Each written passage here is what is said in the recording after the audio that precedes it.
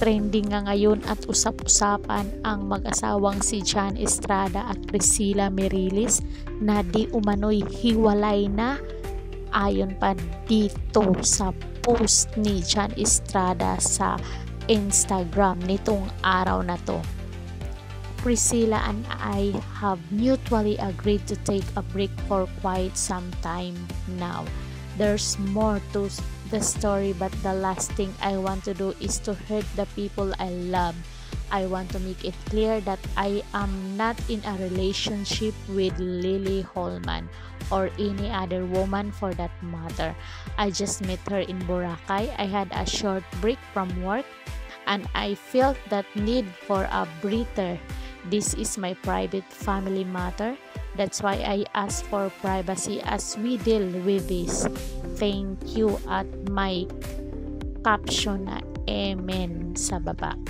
I mean emoji na amen sa baba. Naging usap-usapan nga ito dahil itong si Priscilla binuking itong si John Estrada na may kasamang babae sa Boracay. At ngayong araw mismo guys ay makipagkita itong si Priscilla sa kanyang lawyer sa Brazil para pag-usapan yung agreement nila ng paghihiwalay. Bago ang lahat, intro muna tayo. Let's go!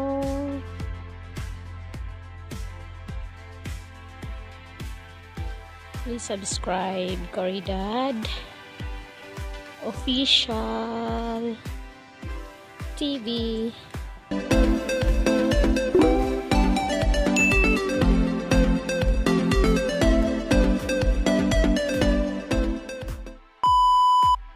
Nagbanta din ang kontrobersyal na kapamilya aktor na si John Estrada sa mga nagpakalat ng peking balita tungkol sa kanila ni Priscilla Merilis.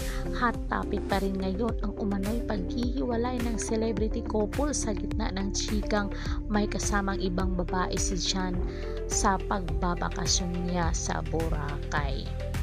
Mismong si Priscilla ang nagbuking kung sino ang girl lalo naka-join ng kanyang asawang aktor habang nagpapakaligaya ito sa isla ng Boracay. Dininay na ni John na may relasyon sila ng babaeng tinutukoy ni Priscilla na pinangalanan niyang Lily Holman. Nakikilala lang daw niya ito sa Boracay at wala silang ginawang masama. Totoo kaya yon? Priscilla and I have mutually agreed to take a break for quite some time now. There's more to the story, but the last thing I want to do is to hurt the people I love. Aniya ni John. I want to make it clear that I'm not in a relationship with Lily Holman or any other woman for that matter. I just met her in Boracay. I had a short break from work and I felt the need for a breather. This is private family matter. That's why I ask for privacy as well as we deal with this. Thank you. Ang buong post ni John Estrada sa kanyang Instagram account. Kasunod nito ay may kumalat na art card sa social media kung saan kinuquote si John hinggil sa umano'y pambababae niya at pagluluko raw sa kanyang misis. Alam mo naman sa FB ang mga tao doon is toxic, ang daming fake